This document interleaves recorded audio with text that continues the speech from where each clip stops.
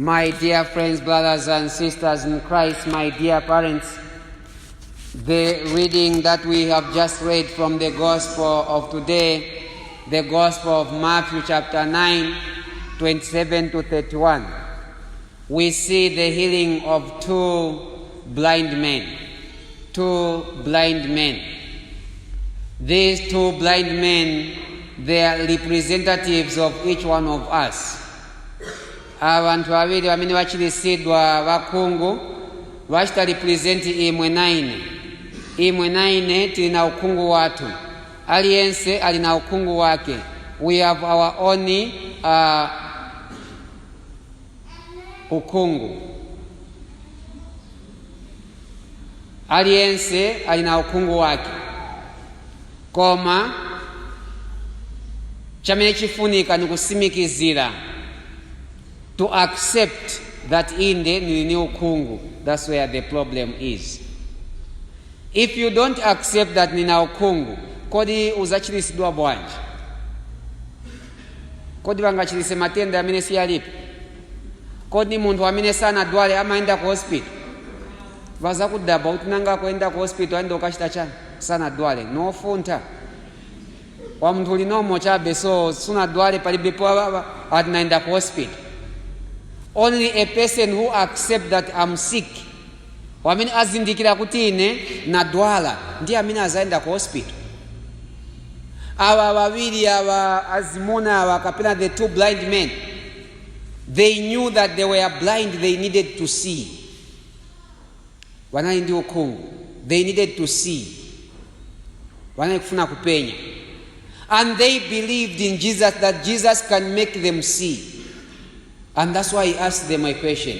So imwe mukulupirira kuti ine ningazichite ezi? Patakamba kuti bwanji inde tikulupirira.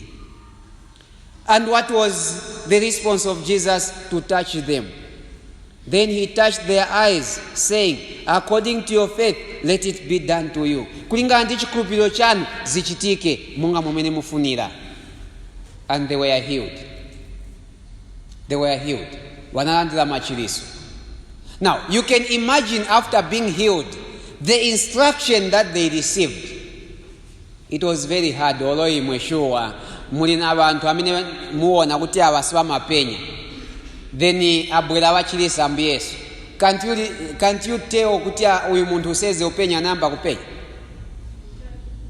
Imagine sineze kupenya ine, then ambiye Mulungu abwera nichirisa.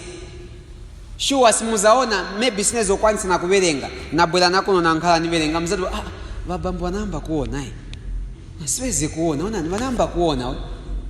Now, am I going to hide the joy in me? It's very difficult. But why did Jesus Christ charge these people not to tell anyone? Why? Chamene aziva na eve kuti ichi nichovuta kusunga ngati ni secret. At least matenda yamene imwe simweze kuonako ningabise ngati anichirisa.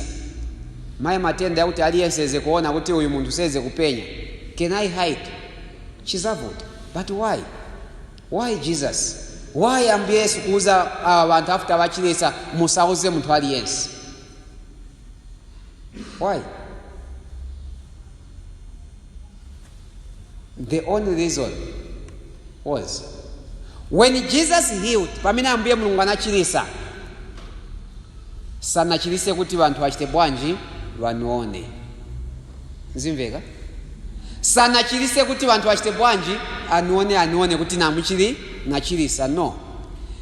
Ambuye Yesu, he healed out of love. Chikondi chake anachirisa na chikondi mu mtima mwake. Out of love he healed these two men. And that's why I never was out musauze muntu aliyese, because I have not healed so that I should become popular wantu wonse vanuone iyai. So musauze muntu aliyese. He healed without any hidden agenda kuti vantu vanuone kuti ni machirisa naine. No. Some of us tilina ukungu umenewu. Outi tikachita kanthu tifuna vantu wonse vachite bwanji vaone kuti tachita. That is ukungu, ni umphofu. When you do something good, you want everyone to know. Jesus Christ says no, ni ukungu huyo. Musauze muntu aliyense. Because I have not healed so that I should gain popularity. No. I have not healed so that vantu vaone kuti naine ningachirise. No. I have healed out of love. I have given out of love. I have healed these young men out of love. Mwachikondi changa na wachilisa musauze muntu aliyense. Ni chimodzimodzi. Ngati napasa, okay? Napasa kuti wanione. Nizafuna kuti vantu wanione si choncho. Napopasa nzapasila wonse vachite bwanji wanione. Olo ngati kweze ibe vantu amene waona nizachita bwanji, nizachita proclaim. Muli bwanji bwino. Nachokera uku nezinaenda uchitako donate uku something uku. Kuti vantu wazive na achita donate. Okay? Muli bwanji nili bwino nezinachoka kuona kwa Fadhalungu uku. Ati wezeri bezo bala so nezinaenda kuwagulira ko tuvobala na wapelekerako. So that everyone should know that you have given me something. No. Jesus Christ says no ukungu huyo. Sometimes ukungu watu, it is a failure to love chikondi. Tindi ukungu opanda chikondi panzatu. Jesus Christ has love. Aina chikondi. He is able to love. He loves to a point of healing. Removing the impediments in them. Chwa aziwa kuti aba bantu ngasina bachirise saza chita bwanyi sazaona mauyanga. I heal you to go and be able to read, to see.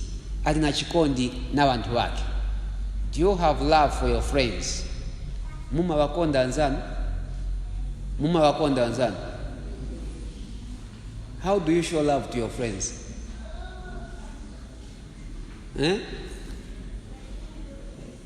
By doing good things to them. So nga simu wachitira babu ino nchisimu wakondai.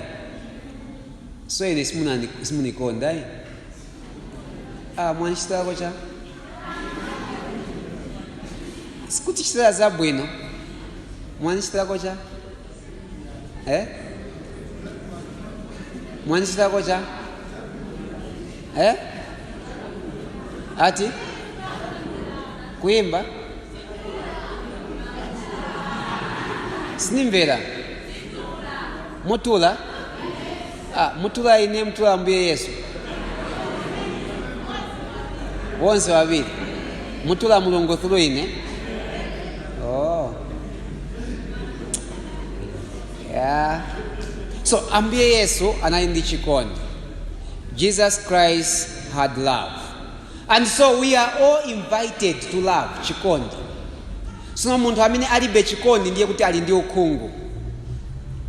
Ngati uli ndi chikondi cha boza, uli ndi ukungu, hypocrisy, chipamaso.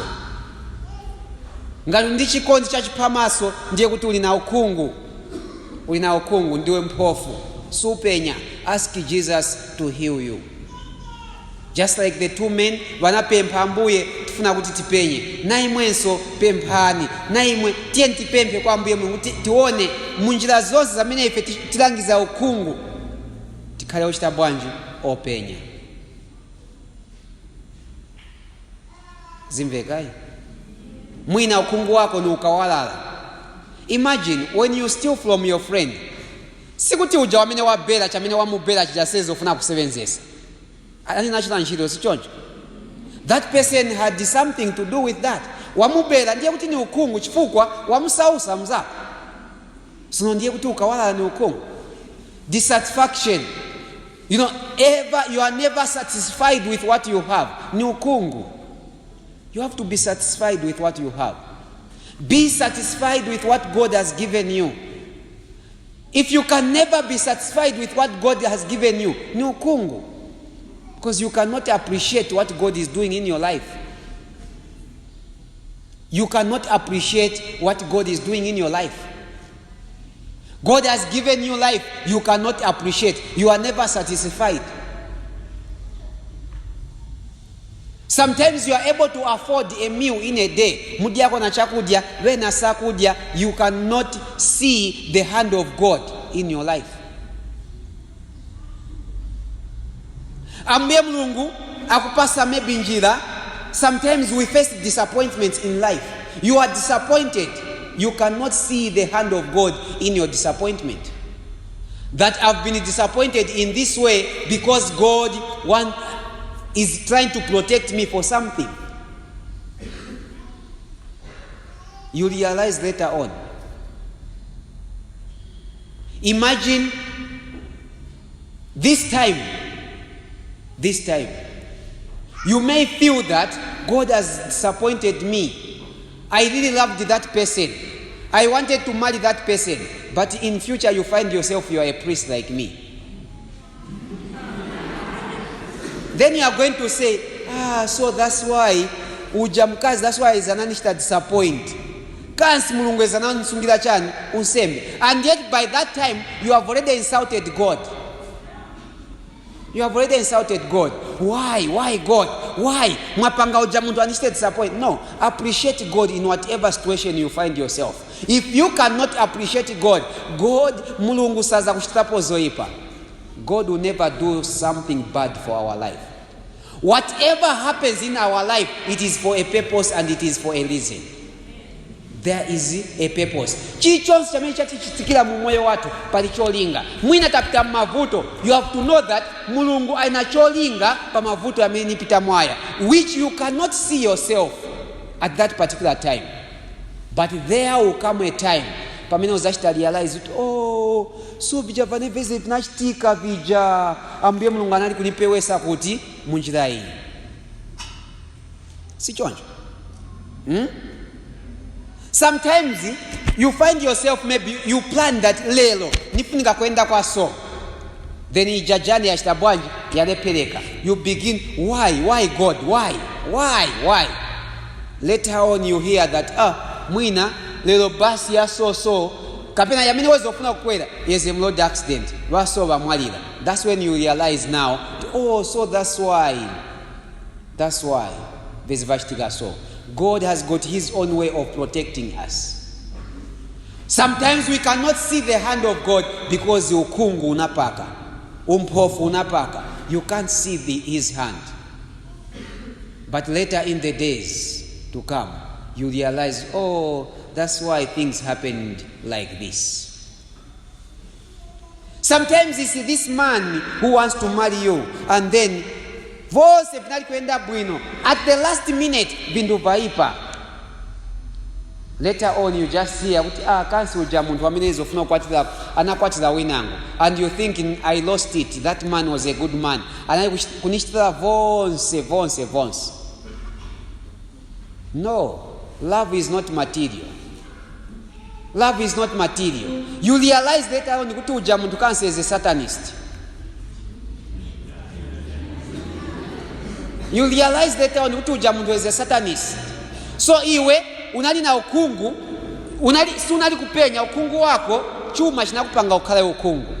Because whatever you asked from that man, sometimes you did not even need to ask. So unali kufunira kupempa iyai. Uyu mwamuna anali kudishinga chabe ndalama. Ni mwana alirenji. Mwakala na ukungu, you cannot see beyond yourself. You cannot see beyond that love. Chikondi chingakupimbe maso. Chikondi chingakupange kukala wakungu. You cannot see beyond yourself. But later on you realize, kansi weze ukungu. You realize that this person was a Satanist. Uja amina nakwatili wako uja amba kudandaula mwina short time alonga bwela kwao ni chani mnalonga mnabwela ko umvela chabi maluma uti mwamuna wake so that's why God protected me. You could not see at that time because money became umphofu wako, chikondi chinakala umphofu wako. Let us open our eyes in different angles of our lives. Ukungu wametili nao, mwina ni chikondi chametili bepanzatu, mwina nikosaona zanja la mbuye mulungu mu moyo watu. You cannot see the hand of God in your life. You finished school kufika grade 12, ulinayo certificate ya grade 12, ukukonse okumakolo kangi wakutiwa peze ndalama wende ku school. You begin to insult God. Why ambuye mulungu? Why me? You can't see ukukonse ukuthi akupeleka ku school ambuye mulungu. It is a matter of time. Wait, have patience with your God. Usakale wakungu yai. Time will come. Pray, and pray. One day only, things will be okay with you. But sometimes timazaza ndi ukungu, we begin to insult God. Kodi ambuye mulungu muliko. Ngati muliko wai nivutika ini. Can't you see that ukonse ukuwapita bwino konse uku. Apa chabe vindu vankalako chabe pangono, then you begin to question his love. And sometimes that's why timaluza mwawi. Chifukwa kantu chabe kangono kaonongeka, we begin to question the love of God. We begin to question God. Uku konse uku vinali kuenda chabe bwino. Tikala munga bana wa mu Israeli. Bawachosa mu ukapolo konse vienda bwino ku basi pangono chabe. That's why mnachosa kuja ku ukapolo tikazivutika kuno. You insult God. My dear friends, brothers and sisters in Christ, my dear parents, sometimes timakala ndi ukungu. Osati ukungu akuti ati ni umphofu siniyangana. The spiritual blindness. We cannot see beyond ourselves. God is faithful. Ambiye mulungu nwachikondi. He is faithful always to his promises, to his children. Just like our own parents cannot hate their own child. Sometimes makolo bazakukana uti iwe I think sindiwe mwana wanga, but deep down their heart they know that this is my child. Or what they are trying to do is kapena chizakuwa bako chikwa cha kalido yako yoipa uzachita bwanji uzachinja. But there is no parent who can deny their own child, their own children. Even God will never forsake us. So what is your blindness today? Ukungu wanu ni chana. Francis Xavier wametisha chaka chake pasiku ya lelo. Francis Xavier anali ndi ukungu. Ukungu wa Francis Xavier, you know Francis Xavier mwamene inalili.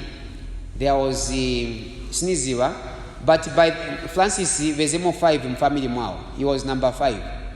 Pamene ezo badwa Francis ni shavena ngwali phone wakulu kudala. So since wakapenda pezeko ka debate amai wanale kufuna maybe wana wali 4 watatu wafuna wali 5 kapina anabadwa mistake still 0. Now after wakula winangu ndiye pamene kuna nkhala ndani Francis anali ndi soka abadwa chabe watate wake wachita bwanji wanamwalira akali pa school, but the mother had to fight until Francis anachita bwanji anapunzira. But Francis kwezeko panyumba pao they had a very beautiful house. So kwezeko ubwela kuna babambo wamenezo chitisa komisa panyumba pamene paja wamene ababambo after mwalira tate wake bazibambo wamene ao na mai wake they fought mpaka Francis achite bwanji apunzire. Ba Francis after wachoka paja wasiliza grade 12 waenda ku Paris kuja kuti baikeko nzeru kuchani kupunzira wanachoka panyumba kuti nifuna nipunzire so that nichite bwanji nitandize panyumba. Waenda kuja ku university ku Paris zamene wanambo chita wanamba kwenda mumaba mu night club wamba kumwa. He had no clear focus. Some of us ndiye ukungu wametili nao munga Francis Xavier. Makolo watilipira ku school ife tiendo kasobera tiendo funisha chabe mabench chabe wazatu wapunzira if we are just there to warm the desks. Imwe imagine wakamba kuti sugo sama feluka. Can you be happy makolo wanali kulipira ku school wenda ku school at the end of the day ubwela na vumalizao satisfactory credit imozi chabe? Are you going to be happy person? Ni ukungu yo. Do not be like Francis Xavier. When we are sent to school makolo walipira ku school, do not think that makolo walibe vozi sebezesa ndalama zamene batilipira ku school iya. Money is never enough. If they are to find something to use it for other than paying for you ku school kwako, bangazisebenzese mjira ina. Mwina bangazisebenzese kumanga nyumba, kukagula motoka, wakazienda mu luxury life. School nowadays are expensive. Imagine ngati muli bali 5, uyu alipira 2 penny, in a term waza saving azingati. In a year waza saving azingati. Na nyumba wamanga. but iwe bakulipirira, you can't see, unazaza ndi ukungu, uenda ukasowera, you take the life of other people, you forget where you are coming from. Imwe wenangu, imwe makolo watu wavutika. Some of you, yes, there are very few. Wenangu makolo watu wavutika. They have to go kashita tumapisiwe kuti wapeze ndalama oende ku school iwe. Pa nyumba kudya munkwani 1 to 30 mukadya ko nkhuku ni mwavi. Chifukwa cha iwe. Just because of you. Because of you. Makolo wavutika pa nyumba wazifana wako kapilani wandani wavutika kudya munkwani. They cannot eat. Wakadyako kanyama ni shikaya chabe watulukushako atate na mai, but ndalama zambiri zienda kusukulu kwako. Iwe ndo kapanga ukungu wako wendo kasowera ngati ni awenangu basi mutenga ndalama instead mulipire na kusukulu wakuti stand trust kunyumba mukalipire mwendo kasowera na girlfriend.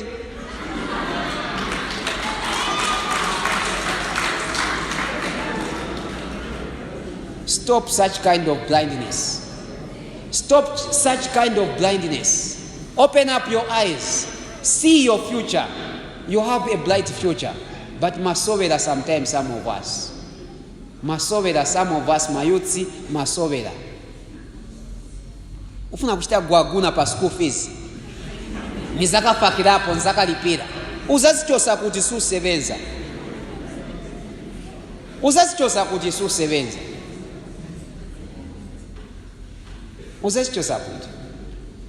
Sometimes, you know, this kind of blindness, it is so common amongst ourselves.